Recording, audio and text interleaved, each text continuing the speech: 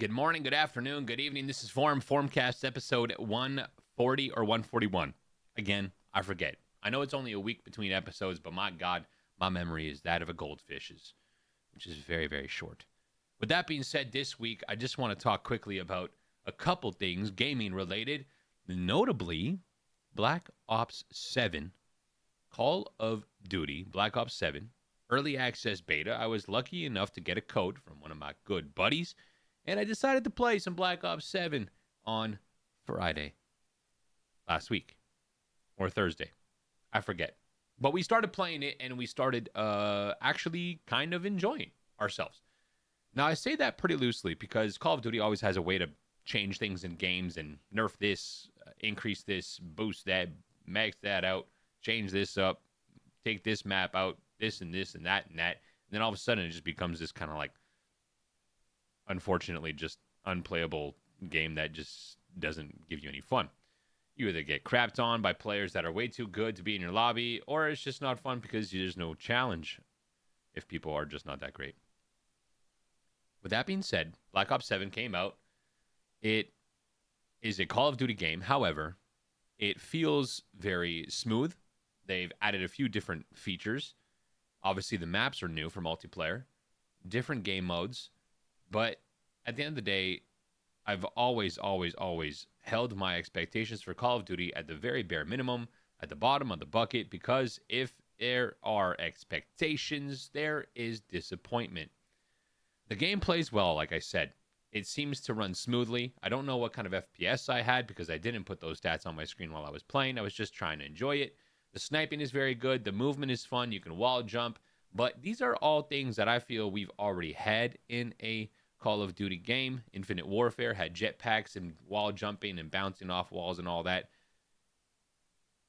With that being said,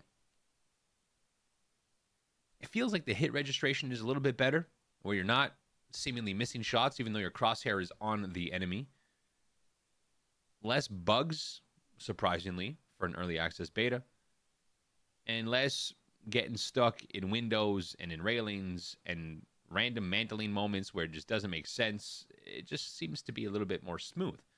Now, I don't know if it's just because it's a new game and you have these hopes subconsciously that it's going to run better, but it seems to be running better. I'm not sure. But with that being said, a lot of people are back on Call of Duty. They're enjoying themselves again and all that kind of stuff.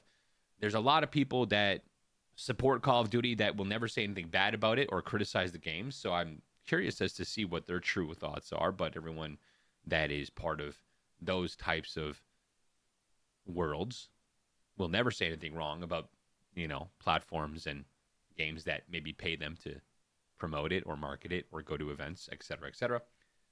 But it just crosses my mind that it feels like Call of Duty is such a massive franchise in the gaming industry right now, even for people who don't play shooters, that it takes over because there are amazing games out there right now that don't get talked about as much or enough when Call of Duty drops a new game or updates and all these kinds of things.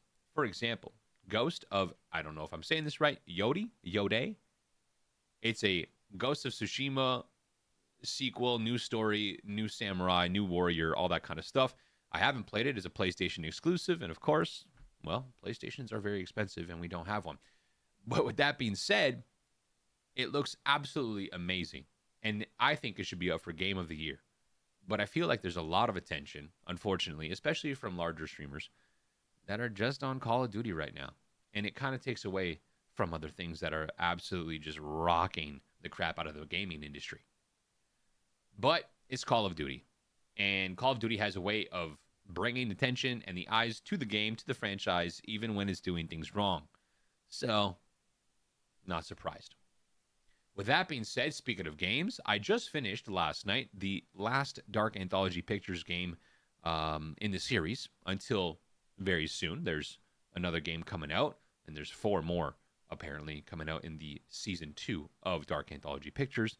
But I finished The Devil in Me. Now, this game is based off of the true story of H.H. Holmes, America's first serial killer, apparently known to have killed over 200 people back in the 1800s. Absolutely crazy. It was kind of America's Jack the Ripper. Apparently, there's speculation and theories that Jack the Ripper and H.H. Holmes are the same person. I don't know. Little history for you there. But I played it, and the ending had me in shock. I got the worst ending ever based off of my choices and the way I played. Of course, it's just the way it is. But games like that need attention. And I don't really like scary games. I don't like horror games. But this thing was like a movie.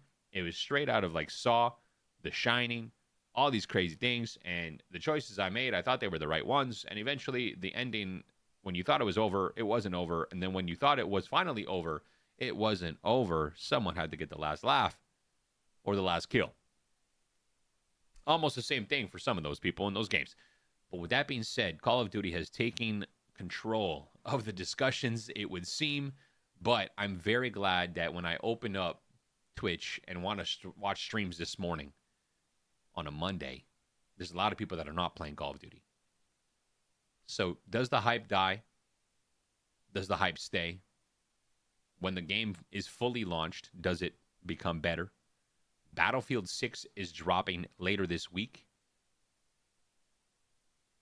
Very, very interesting time in the first-person shooter world of gaming.